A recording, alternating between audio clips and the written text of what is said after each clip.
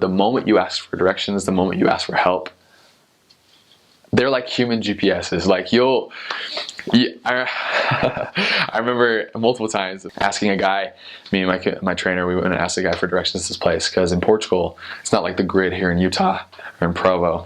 In Portugal, like if you need a street or you need a house somewhere, you just build on top of whatever, so it's just crazy streets. And so it was hard to find some of the houses. And I remember this one time we asked, and the guy, we just asked this, I think he was at a gas station, and we asked the guy for help on directing us. And he's like, oh, I'm not sure exactly. I feel like I know where that is, but let me go check real quick. And he brings like 2 or 3 other guys that were in a cafe and a little bar, and he comes and brings them.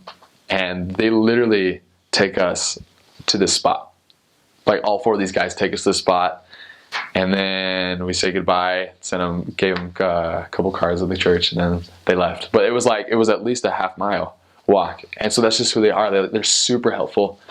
And they'll give the best directions. They're literally human GPSs. It's incredible. They'll be like, so you're going to want to turn right at this street. You're going to see a pink mailbox. Once you see that pink mailbox, you want to keep going straight for about 2 more blocks.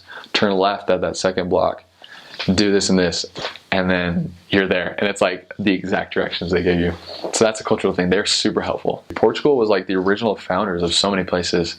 I mean, they were the navigators of the world. I mean, Christopher Columbus at one point came through Portugal and married actually a Portuguese woman. They founded and conquered so many little places, and that's why there's so many Portuguese-speaking nations. There's Portuguese-speaking nations in Africa, there's some in Asia, some in India, just everywhere. And it's because of their navigating in what was it, the 1400s, just all those times. And then Spain ended up taking a lot of those things, a lot of those areas, and they reconquered a lot of it.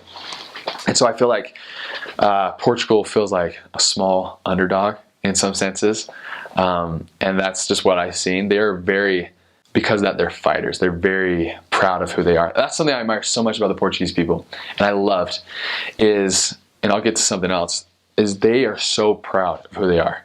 From the ones I talked to, they're proud of being Portuguese. They're proud of their language. I mean, if you went up to a Portuguese and asked them to help you understand their language, they would take as long as you needed to help you understand. They're just proud of who they are. I love that about them. They're super confident. Sometimes that pride gets a little bit strong, but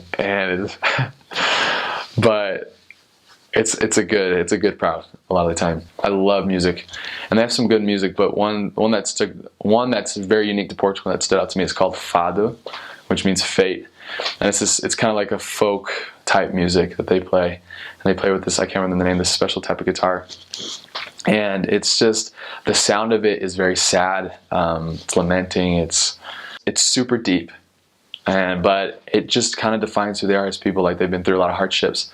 And so I always love listening to that. Fadistas sing and perform their music. They have one tradition called Festa de São João. So like the Festa de St. John.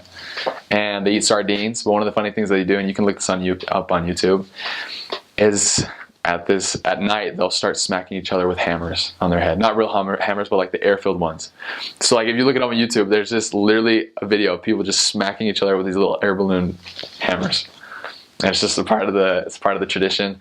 Christmas and Easter are very, very big in Portugal. Being a Catholic people, they're very important. You'll still see lights, you'll still see Christmas trees and stuff like that. But it is a tradition.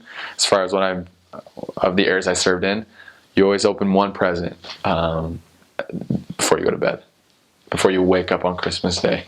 So that's one thing they always do. The culture of Portugal it's so beautiful. It's a lot different than our American culture. They're very straightforward, which for me took a while to get used to, because as Americans we kind of beat around the bush a lot of times. But I actually grew to love their straightforwardness, and they just say it with so much love that you can't help but love them when they say it, and you're not offended when they say something. And once you become their friend, or they see that you're just there to love them and serve them, all of a sudden it's like you're part of their family. They do these things called beijinhos when they greet people, and what that means, literally means little kisses. So I probably kissed hundreds of women in Portugal and old ladies or little girls or stuff like that. And it's just like not weird there.